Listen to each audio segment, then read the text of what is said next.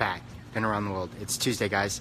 Welcome to another live episode. Today, one of the movements we have in class is the one-arm dumbbell snatch. So it's unilateral work, meaning we're working biasing one side over the other, but we're also alternating those reps, moving from left to right and right to left again. The dumbbell snatch, one-arm dumbbell snatch is a great addition to the barbell snatch for many reasons. For us, the most common is that really stiff individuals, especially men, very hard to get them locked out, wrist over, base of the neck, or what we also say shoulder blades, right? Synonymous cue. It's really hard for them to do with two arms bar overhead. So what we can do instead is get one of their lockouts, get people texting me left and right, to get people locked out appropriately. One of the things we can do is use one arm, right? When you're pressing off one arm instead of two at the same time, it doesn't tax the thoracic spine as much as two. Meaning, if I took a bar here and I pressed, and I'm stiff, that's going to be harder than if I just did it with one. It's less pressure at the thoracic spine. So when we take that same example with the snatch, we're going to get a better lockout from the individual with one arm than we will with two. They're going to be able to stabilize the load longer and better overhead. The lockout for us on the snatch is going to look like this. Wrist forward, stacked wrist over shoulder, wrist over elbow, elbow over shoulder in this neutral position. There is a little bit of torsion going on, a little bit of that to help self-center me, and that's okay. Let me show you where we're headed and see, you'll see some unique factors here that have a great positive transfer onto the barbell snatch.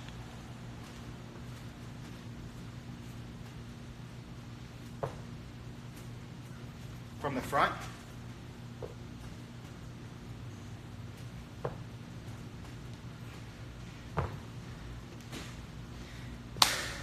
One of the first things you notice is the setup is pretty damn similar to the regular barbell, meaning not only is my back flat, it is at an angle with the hips above the knees and the shoulders above the hips, right? I'm creating tension and pressure through my legs. I'm pressing through my legs here, opening through my hips, locking overhead. And get a nice, strong, stable position. We try to get the athletes to finish with palm open because that's the same finish they get with the barbell snatch. So you can create some tension here or relieve some pressure here through rotation, and that's okay. But I think if we're training this movement for better barbell snatching, then why not finish in the same angle? So, but at that point, it's preference, right? Coaches, athletes, it's preference. Also, what you'll see is a lot of dynamic hip extension. So I'm going into the jump. I'm jumping more excessively than I need to because I want it to transfer over. I want to feel that explosion. I want to feel that weight fly up. I'm also landing, again, a little cantilever to the left to right because I can't land here like my barbell snatch. It's not supported by the other hand. So I have to finish here. This is the stacked position. This is really, really important at this higher rep scheme. The workout today has it coupled with rowing on the front end, and with the remaining time they're doing max reps, dumbbell snatches, 5 to 10 to each side, and they're going back and forth to the coach calls time, and we're repeating that for 5 sets today. Getting this position smoothly back into the second rep will allow that touch and go technique to really prosper, and that's getting it here, following straight line, getting back down, exploding, finishing back here. We don't want athletes switching rep for rep. It's just, it's not wrong, it just decreases the intensity. And during conditioning pieces, we're looking how to coach movements to maximize efficiency, to hopefully maximize speed, right? That's the goal of conditioning work. And the best way to do that is that straight line touch and go, come down, come up straight, come down straight, come up straight, come down straight. Let me show that again.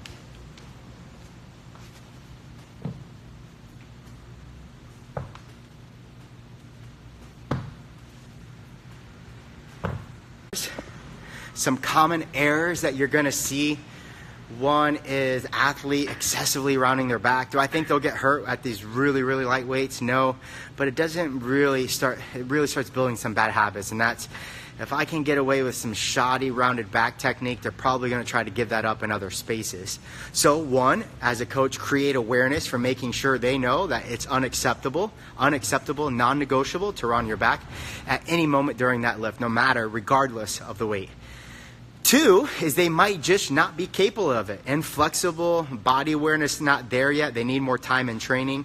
So we want to put a lot more attention to that. But if they just physically can't do it with all the magic cues you're giving them, verbal, visual, tactile, then you have to start considering making some modifications. There's only so much weight you can modify before. Remember, it's dangerous to modify too much as well. Meaning if you modify too much, you make them go, they end up doing more repetitions than they would have done at an appropriate weight. And high volume, as we know, if not controlled, can hurt people as well, just as much as load can. So for them, we're just going to modify the range at the bottom. Instead of touching the ground every time, maybe we stick to a mid-shin stopping position, meaning instead of going to the ground, they stop right, or they set up here every time. So this position will allow me to stay right. They have it nice here, but as soon as they come to they round. So we're starting them here, moving through that. It just builds a little bit more awareness. It's obvious that if they can do it at mid-shin, what's an extra 3 or 4 inches? They just lack the awareness. You're just going to have to put them at mid-shin for a while until they get it, right? The other thing that we're going to see outside of that rounded back position is just a rounding of the bar, or in this case, the load, the dumbbell. This is a very common issue with touch and go barbell snatches as well. So you want to catch these things early and explain to the athlete why it's exhaustive and unnecessary to do. And that's, their concern is obvious. I don't want to hit my pretty face when that weight or bar comes upward. So they excessively round it around their body, chest, head, whatever reference you're using for the round to happen. It's very inefficient and just some really bad movement patterns long term. So we want to nip that in the bud early. I'll show you an exaggerated version, and what we're really looking for is a term called the high pull. We're looking for the athlete to find a moment in that pull after hip extension has fully occurred for that weight to come here before it comes under. That high pull means we're raising the bar high by pulling it with our upper body to somewhere in here before we get under. I'll show you just a really excessive rounding of the bar away from the body, and then some really clean ones.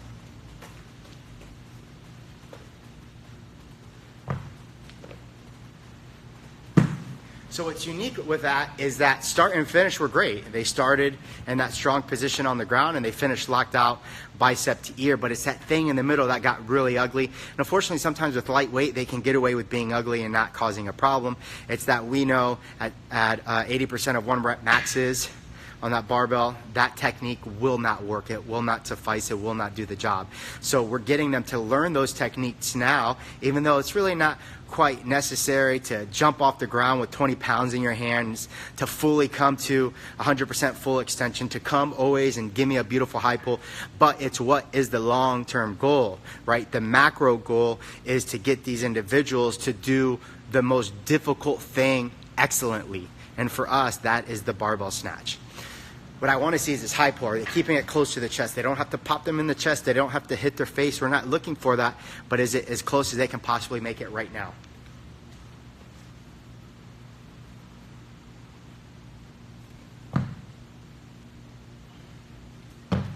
What's also unique to consider is I keep the bar or the load as straight as I can on the way up and on the straight on the way down. What happens is once they learn that clean pull on the way up, they neglect to remember that they have to keep it straight on the way down. Why is that important?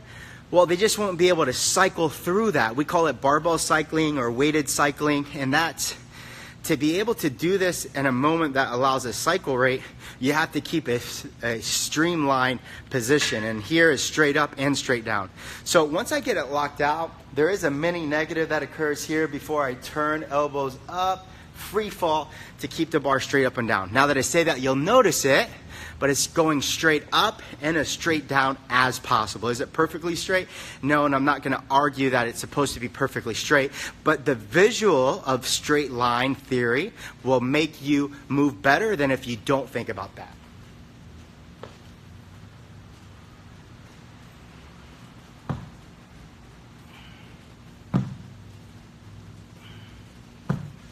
So to keep the cycle rate high, again, I mentioned this earlier, is you want to do a certain amount of reps per hand, 5 or 10, then switch over. But this is a burner today. It's a burner, and it's one I enjoyed to coach. And for some of you guys coming later tonight, I hope you enjoy it as well. Anyways, I hope you guys are having a great day, and we'll talk.